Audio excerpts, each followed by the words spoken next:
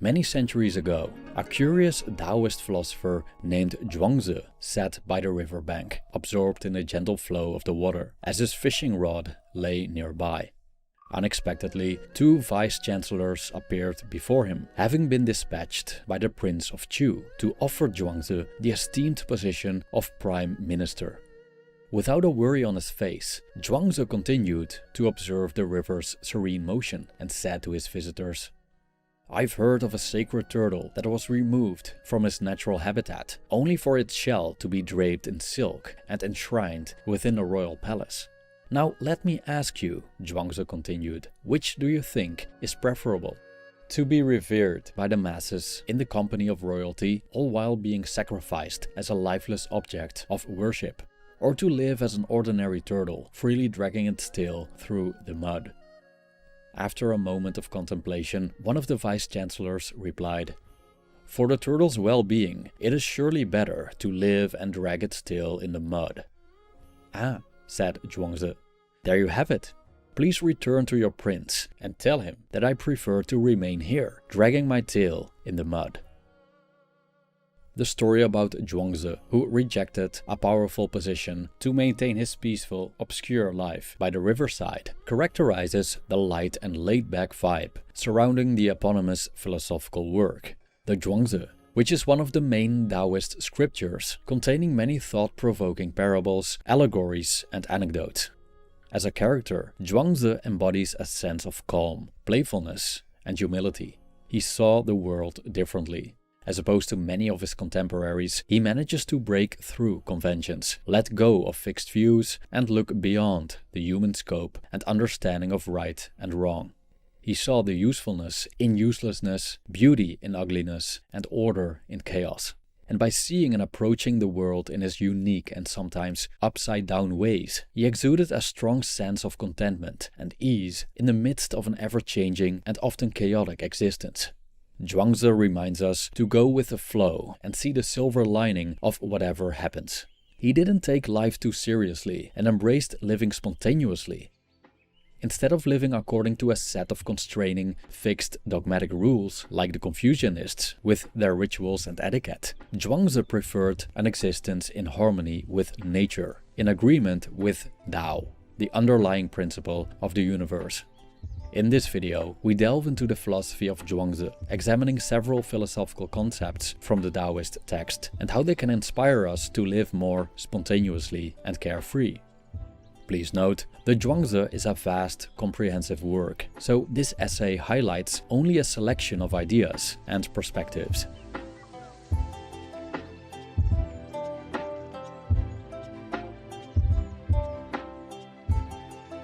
Zhuangzi, both the philosopher and the text bearing his name, have left a lasting mark on Chinese culture.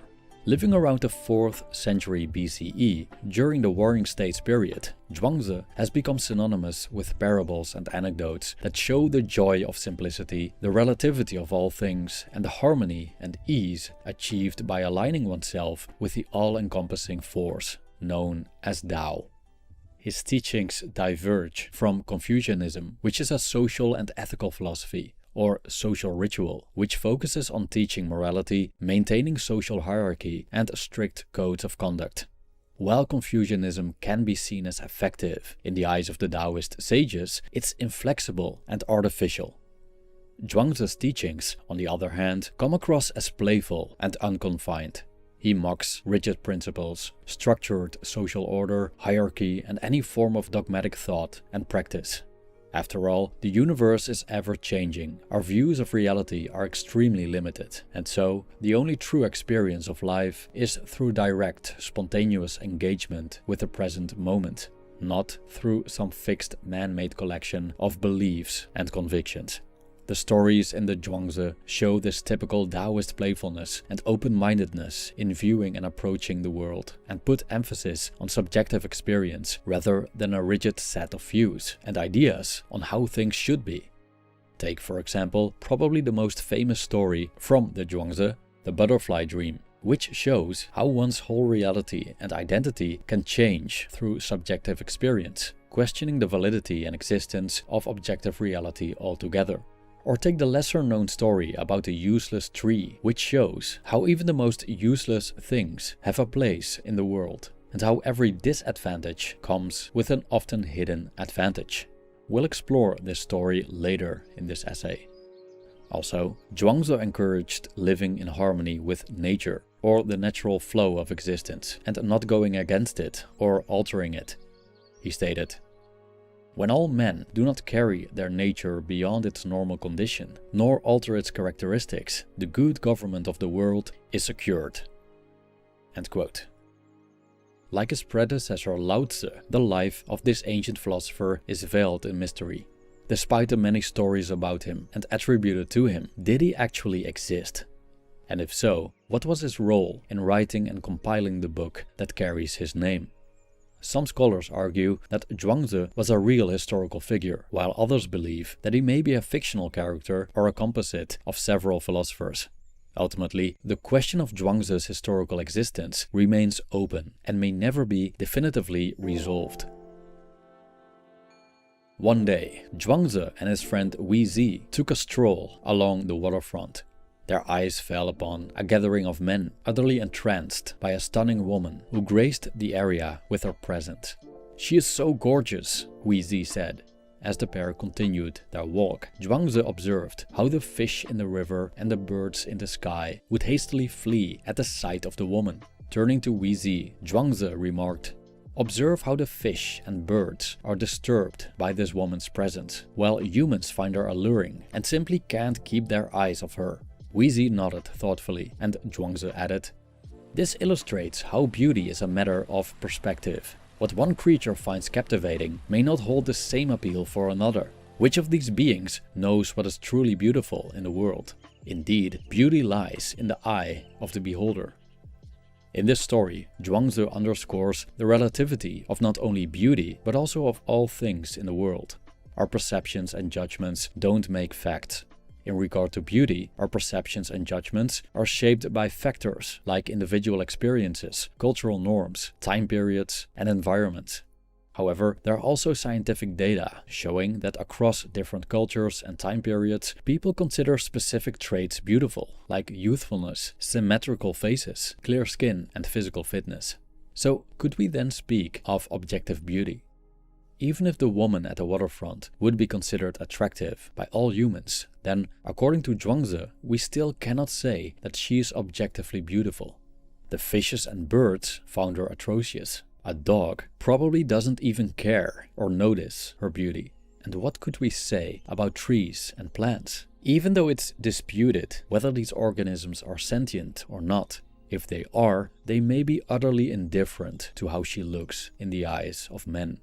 So what we might call universal beauty standards are in reality just human beauty standards.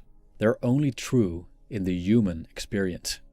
The thought that many, if not all, things are relative can be a source of calm. Our ideas, how important and true they may seem, are nothing more than the perspectives coming from a species living on a tiny little dot in an endless universe. From a human perspective, what appears to be vast in size may seem minuscule when viewed from the vantage point of a star. Likewise, action deemed immoral and unethical within human society may not hold the same negative connotations when considered through the eyes of a hungry lion. The realization that everything is relative can lead to a more carefree approach to life, as we learn to let go of rigid beliefs and put subjective experiences, opinions, personal tastes, and views in perspective.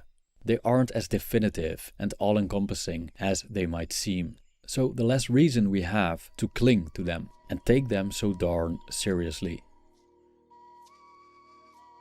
One day, Cook Ding demonstrated his exceptional butchery skills by carving an ox, his blade gliding effortlessly through the meat without dulling. In awe, a nobleman asked how he managed such mastery, to which Cook Ding explained that he relied on wu-wei, or effortless action, by following the natural order of things and following his instinct. Thus, his craft became an elegant dance, harmonious with the universe and unencumbered by resistance and over-intellectualizing his actions. Wu-wei is a central concept within Taoism, often translated as non-doing, doing nothing, and effortless action. If we're engaged in a specific activity, we may experience being in the zone, so to speak, in which our intellectual activity is minimal, and whatever we're doing seems to go automatically, without thinking and effort. When we're in the zone, there's hardly any worry about the future or reminiscing the past. It's pure clarity and immersion in our actions, like a dancer becoming the dance or a painter becoming the painting. Cook Ding achieved Wu-wei after years of practice, so he was able to let his intuition or natural flow take over. He stated, "When I first began to cut up an ox, I saw nothing but the entire carcass. After 3 years, I ceased to see it as a whole. Now I deal with it in a spirit-like manner and do not look at it with my eyes. The use of my senses is discarded and my spirit acts as it wills." End quote. Driving a car is another fitting analogy to illustrate the concept of wu-wei. When we first learn to drive, our minds are preoccupied with every detail. The positioning of our hands on the wheel, the pressure applied on the pedals, and the constant need to check our mirrors. However, as we become more proficient, we begin to drive more instinctively, no longer consciously thinking about each action. It's as if we've switched to autopilot, smoothly navigating the roads without excessive intellectual activity. Wu-wei complained to Zhuangzi about a large tree, totally unfit to make wooden planks of. The tree was extremely crooked, the main trunk was gnarled and knotted, and the branches were twisted. There was no carpenter that could use the tree as opposed to the straight trees, so the woodcutters never touched it. Then Zhuangzi said, "Have you ever observed the wild cat? It crouches concealed and waits for its prey to wander in range. Then it springs left or right, heedless of heights and chasms. And yet, wild cats spring our traps and die in our nets. Or take the yak, big as a cloud, hung from the sky. It is skilled at being huge, but it can't even catch a rat. Now you have this big tree, but its uselessness is a trouble to you. Why don't you plant it in the village and amble beside it, doing nothing at all? Or wander free and easy, lying asleep beneath it? No axe will ever cut short its life, nothing will ever harm it. If there's no use for it, what hardship could ever befall it?" End quote. Many people overlook the usefulness of uselessness. It seems that we're only interested in what's useful while scorning what we deem useless. But the crooked tree story shows that seemingly useless things can be very useful. The tree became a spot to relax, have a romantic time with a lover and hide from the sun. And eventually, people considered it a holy place because of its longevity and unique shape. Moreover, the perceived uselessness from a human standpoint, the use of the tree for wooden planks, served as a ticket for survival, as people were not motivated to cut it down. But there's more to usefulness of uselessness. From the Taoist point of view, the thing we perceive as useless is necessary for things to function. As Lao Tzu mentioned, everything is interdependent.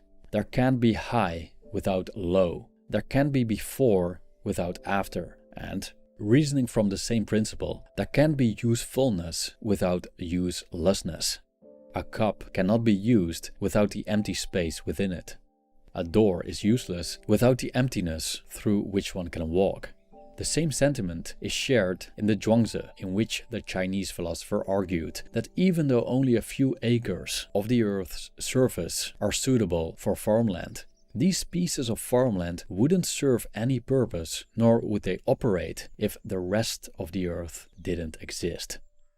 So if we ever feel useless or are considered useless, we can always think of the usefulness of uselessness. Useful people can be useful without those who have no use within a specific context. There can be doctors without patients. There can be gossipers without despicable people to gossip and complain about. For example, philosophical entertainer Alan Watts mentioned in one of his talks, the people we tend to complain about have a function, which is not only that they generate a great portion of our conversation, but also as a reference point to make ourselves feel better than others. The reason there are good people is that there are bad people. Without bad people, or at least the concept of what makes a bad person, good people would not exist. If there isn't bad, what makes something else good? So if you're perceived as a bad, useless person, you can always think, well, at least I make others feel good about themselves. The impermanent nature of the universe is another topic Zhuangzi seems to be concerned with. Once the Taoist sage demonstrated how he embraced the ever-changing nature of life when his wife passed away. His friend wu-wei paid him a visit to offer condolences and was taken aback to find Zhuangzi sitting on the ground, tapping on a basin and singing.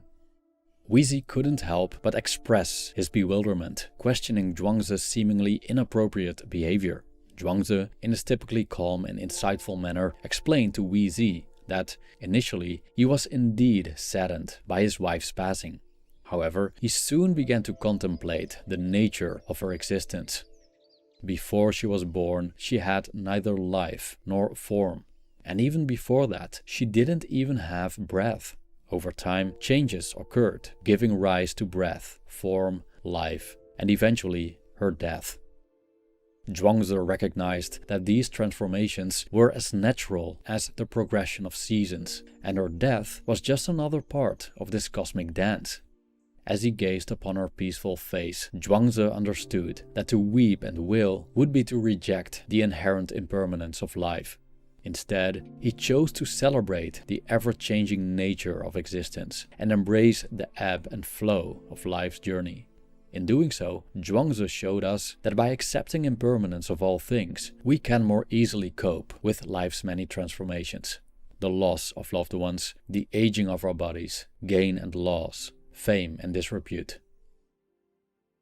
Just before Zhuangzi died, he stopped his disciples from organizing a marvelous funeral. What more is necessary for a proper goodbye than heaven and earth as a coffin, the stars and planets as decorations, and all beings present as company, he stated.